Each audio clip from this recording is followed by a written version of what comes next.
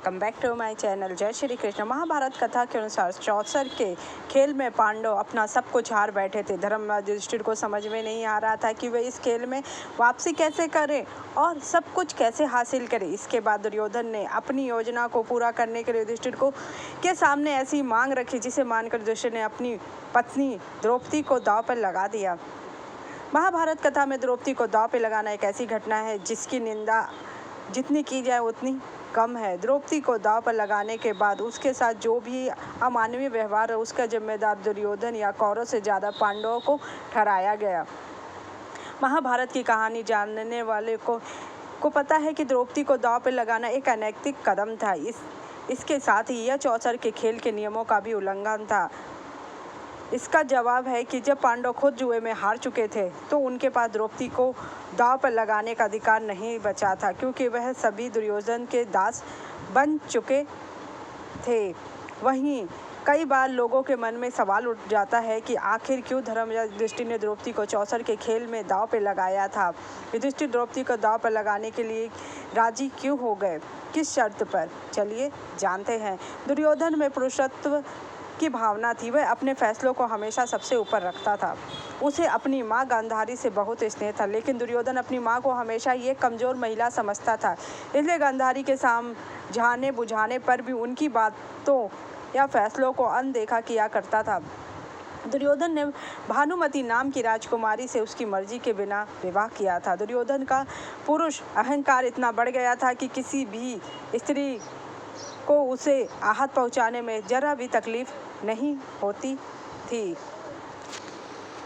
द्रौपदी से संबंध की दबी इच्छा भी रखा करता था, लेकिन द्रौपदी जैसी साहसी महिला के सामने दुर्योधन की कामना पूरी नहीं हो पाई। इसलिए उसने फैसला किया कि एक दिन वह द्रौपदी से अपने अपमान का बदला अवश्य लेगा, क्योंकि इंद्रप्रस्थ में द्रौपदी के मुंह से निकल गया था अंधे का पुत्र अंधा। दुर्योधन ने धर्मराज युधिष्ठिर के सामने चौसर के खेल का प्रस्ताव रखा। दुर्योधन ने कहा कि अगर चौसर के खेल में पांडव जीत जाते हैं तो दुर्योधन उनकी सारी संपत्ति लौटा देगा और सभी कौरव पांडवों के दास से मुक्त हो जाएंगे। धर्मराज युधिष्ठिर को इस बात का ज्ञान था कि चौसर का खेल अनैतिक कदम है, लेकिन फिर भी उन्होंने सोचा कि एक खेल युद्ध से ज़्यादा बेहतर हो। उस समय युधिष्ठिर को इस बात का ज्ञान नहीं था कि दुर्योधन एक खेल के माध्यम से पांडवों की संपत्ति के साथ मान सम्मान को भी लूट लेगा। इसलिए उन्होंने श्री कृष्ण से बिना बुलाए सभा में न आने का वचन लिया और अन्य भाइयों के साथ चौसर खेलने लगे। महाभारत की कहानी को चौसर के खेल में जिन पासों का उपयोग किया था शकुनी ने, वह शकुनी के मृत पिता की रीढ़ की हड्डियों से बने हुए थे, इसलिए शकुनी के इशारों पर चला करते थे। यही कारण है कि शकुनी हमेशा चौसर के खेल में जीत हासिल करता था।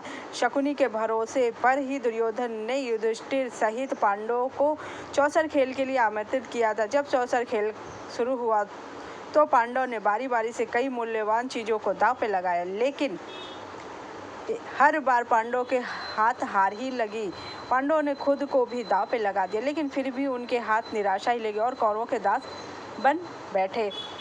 चौसर का खेल एक तीर से दो निशाने की तरह था। दुर्योधन एक तरफ पांडवों से सब कुछ छीन लेगा चाहता था, वहीं दूसरी तरफ दुर्योधन द्रौपदी को अपमानित भी करना चाहता। इसलिए दुर्योधन ने धर्मराज युधिष्ठिर को द्रौपदी पर दांव पर लगाने का। धर्मराज युधिष्ठिर पहले हिचकिचाए, लेकिन फिर दुर्योधन ने उन्हें खेल के नियमों के बारे में याद दिलाया। चौसर एक बुराई है, इसलिए बुरे काम में हिस्सा लेने के कारण धर्मराज युधिष्ठिर की विवेक शक्ति और आत्मबल कमजोर पड़ गया, जिससे वह कुछ भी सोचने समझने की स्थिति में नहीं। धर्मराज युधिष्ठिर ने दुर्योधन की शर्त मान ली। अगर वे द्रौपदी को दांव पे लगाएंगे तो जीत जाने पर वे पांडवों को पूरा राज्य और सिंहासन लौटा देंगे। इसके साथ ही कौरव पांडवों के आजीवन दास बनकर नहीं रहेंगे। युधिष्ठिर को इस शर्त में सब कुछ वापस प्राप्त करने की आशा दिखी, इसलिए उन्होंने द्रौपदी को दांव पे लगा दिया। इसके बाद जो भी हुआ उसे देखकर पांडव उनका घूंट पीकर रह गए और भरी सभा में लज्जित रह गए। महाभारत के इस इतिहास की चर्चा कलयुग में भी की जाती है। बाद दुर्योधन ने अपने भाई दुशासन को आदेश दिया कि वह द्रौपदी को बालों से खींचता हुआ भरी सभा में लाए और सूत-पूत कर्ण ने उसको वेश्या तक कहा और दुर्योधन ने उसे अपनी जांग पे बैठाने के लिए कहा, जिसपे कि भीम ने प्रतिज्ञा ली कि वो युद्ध में उसको मार के उसके जांग जरूर तोड़ेगा और दुशासन की छाती का लहू पिएगा। लेकिन बात यहीं पे ख़त्म नहीं होती। द्रौपदी ये सब जान के भी हस्तिनापुर को श्राप देने का निर्णय लेती है तो माता गांधारी उसे आके रोक लेती है, जिस पे अंधे धृतराष्ट्र को बोलती हैं कि तुम मुझसे वर मांगने का हो, लेकिन वो उनसे वर नहीं लेती है। उसके बाद जो होता है, उसके बाद वो सिर्फ 2 ही चीज़ कहती कि उसके पतियों को मुक्त कर दिया जाए और उसके पुत्र दासपुत्र ना कहलाएं। अगर आपको मेरी जानकारी अच्छी लगी हो तो मेरे चैनल को लाइक कीजिए, सब्सक्राइब कीजिए, शेयर कीजिए। Thank you so much.